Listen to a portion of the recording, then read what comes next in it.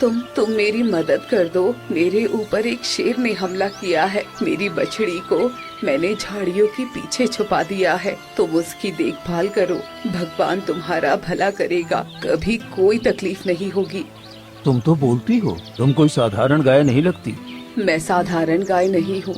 मुझे वरदान मिला है कि मैं कुछ इंसानों से बातें कर सकती हूँ और सिर्फ जो नेक इंसान होगा वही मेरी भाषा समझ सकेगा। यानी कि तुम मेरी भाषा समझ रहे हो तो दिल के तुम बहुत नेक इंसान हो। मुझ पर एक एहसान करो, मेरी बछड़ी को ले जाओ और उसकी देखभाल करो। तुम्हारी बछड़ी वो ठीक तो है ना? हाँ, वो ठीक है, पर शेर किसी भी वक्त उसे मार देगा। मुझ पर रहम करो और मेरे बच्चे को अपने साथ ले जाओ। ठीक है, मैं तुम्हें वचन देता हूँ कि तुम्हारे बच्चे को भी मैं अपने बच्चों की तरह पालूंगा। तभी झाड़ियों से एक छोटा बछड़ा बाहर आता है। तभी गाय की मृत्यु हो जाती है। नहीं माँ, तू मुझे छोड़कर नहीं जा सकती। माँ उठो ना, मेरा अब देखभाल कौन करेगा? शांत हो जा बेटी, अब तुम्हारी माँ इस दुनिया में नहीं रही। अब से हम तीनों हमेशा एक परिवार बनकर रहेंगे। पर मेरी माँ मुझे छोड़कर नहीं जा सकती। ये तो कुदरत का नियम है, जो आया है उसे जाना ही पड़ता है। रुको, मैं तुम्हारी माँ की अंतिम यात्रा अच्छी तरह से कर देता हूँ। रघु मिट्टी खोदकर गाय को दफनाता है और बछड़े को लेकर अपने घर आ जाता है।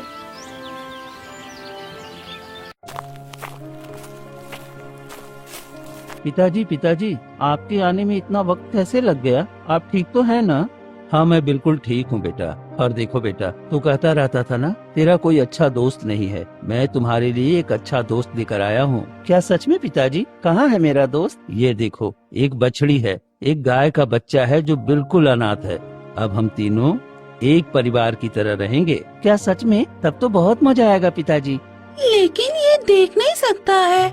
नहीं, ये देख नहीं सकता, ये जन्म से ही अंधा है। इसलिए अब से तुम दोनों एक अच्छे दोस्त की तरह पूरी जिंदगी साथ रहना, और कभी मुझे कुछ हो जाए तो तुम दोनों अलग मत होना। मैं वचन देती हूँ कि मैं तुम्हारे बेटे को कभी कुछ नहीं होने दूंगी और हम दोनों एक अच्छे दोस्त की तरह हमेशा साथ रहेंगे।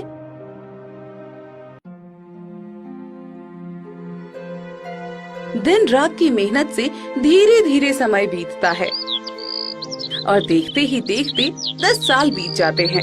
ज्यादा मेहनत और बीमारी के कारण एक दिन रघु की मृत्यु हो जाती है। पिताजी, पिताजी क्या हो गया? आप कुछ बोल क्यों नहीं रहे हैं? गौरी, पिताजी को क्या हो गया? ये कुछ बोल क्यों नहीं रहे हैं? गोपाल पिता की मृत्यु हो गई है। अब वो कभी बोल नहीं पाएंगे। वो हमें छोड़कर चले गए हैं। नहीं नहीं, ऐसा नहीं हो सकता। पिताजी मुझे छोड़कर नहीं जा सकते। पिताजी, पिताजी उठिए ना, क्या हो गया है आपको? गोपाल फूट फूट कर रोने लगता है। ये आवाज सुनकर गांव वाले आ जाते हैं। अरे गोपाल, तेरे पिता की मृत्यु हो गई है।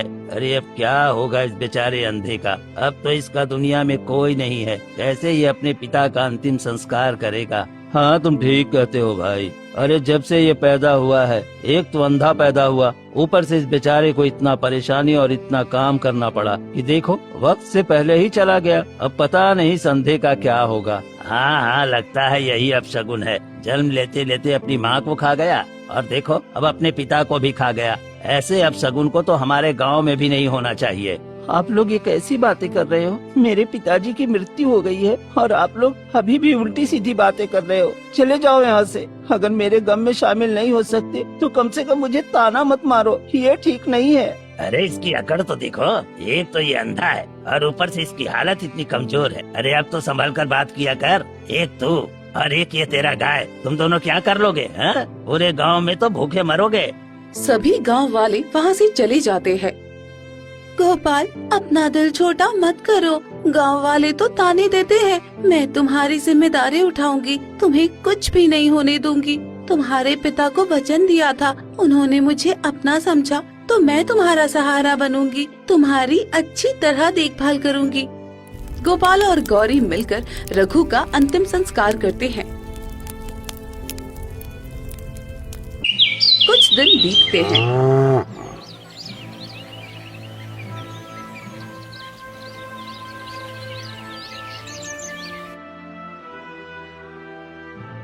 गौरी, मुझे बहुत जोर की भूख लगी है और मुझे कुछ भी दिखाई नहीं दे रहा। तो मैं क्या बनाऊं, क्या खाऊं, मुझे कुछ समझ में नहीं आ रहा है। मैं कुछ खाने का इंतजाम करके आती हूँ। गौरी घर से निकलकर गांव वालों के पास जाकर खड़ी हो जाती है। कोई कुछ खाने को दे दो। ये गाय यहाँ पर क्या कर रही है? लगता है हमसे कुछ कह रही है। अरे गाय भला कैसे बोल सकती है? तुम्हें जरूर कोई नशा हुआ है। अरे जा जा जा यहाँ से, तेरा साया हमारे ऊपर मुसीबत लाने वाला जैसा है। जा जा यहाँ से। गौरी को भगा दिया जाता है और वो कई जगह मदद मांगती है, लेकिन कोई उसकी मदद नहीं करता। थक हार कर गौरी घर वापस आती है।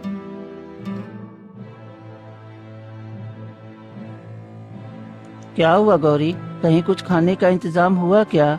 मैंने गांव वालों से मदद मांगी, पर कोई मेरी बात नहीं समझता, क्योंकि किसी के दिल में दया और प्रेम है ही नहीं। सब छल कपट से भरे हुए हैं। ये मेरी भाषा सिर्फ तुम और तुम्हारे पिता ही समझते थे, और कोई नहीं। दिन बीतते हैं और दोनों की हालत दिन ब दिन खराब होती जाती है।